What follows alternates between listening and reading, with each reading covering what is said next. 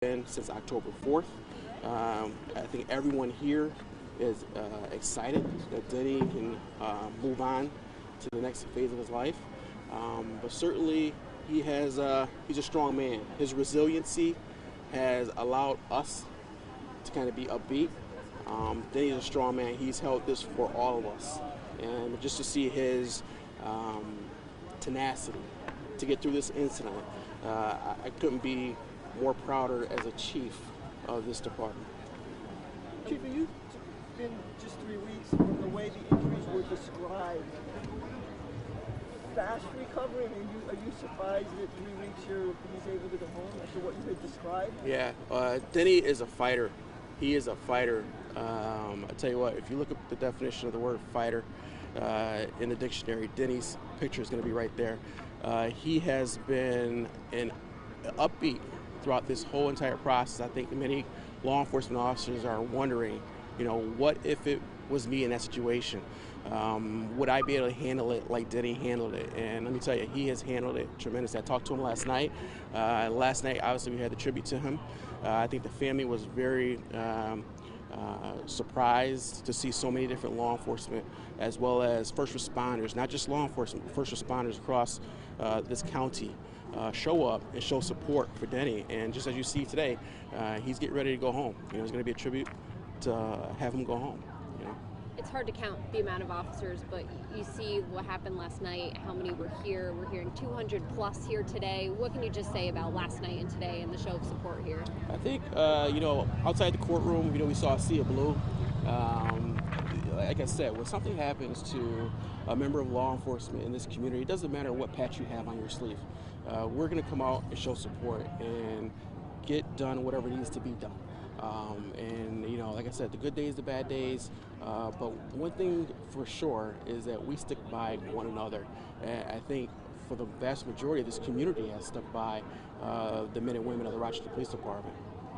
You talk about his tenacity. Is there more about the injuries, what's next for him, what he's still going to be going through that you can elaborate on at all? Well, it's going to be a long road still ahead. I think we're all impressed with the speed of the recovery that he has and the progression we've seen in the last 3 weeks from October 4th.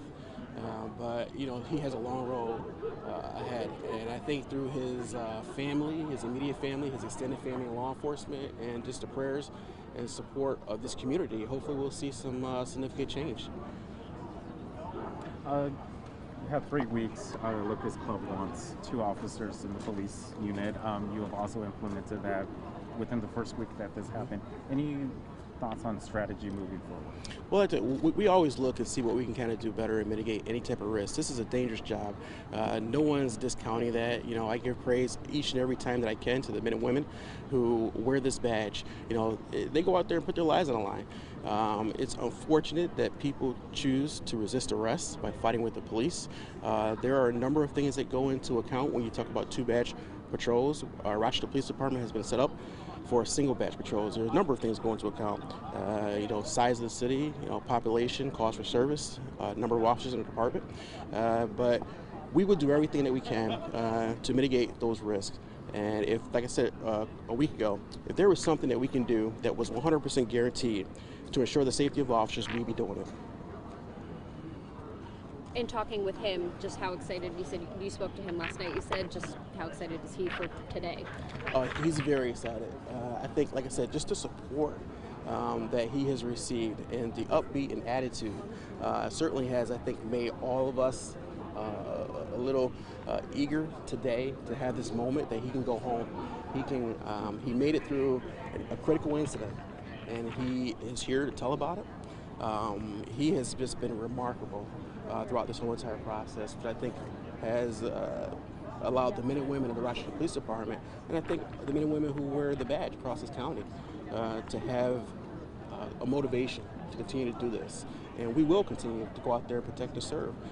Now we have one more person to do it for, and that's Denny Wright.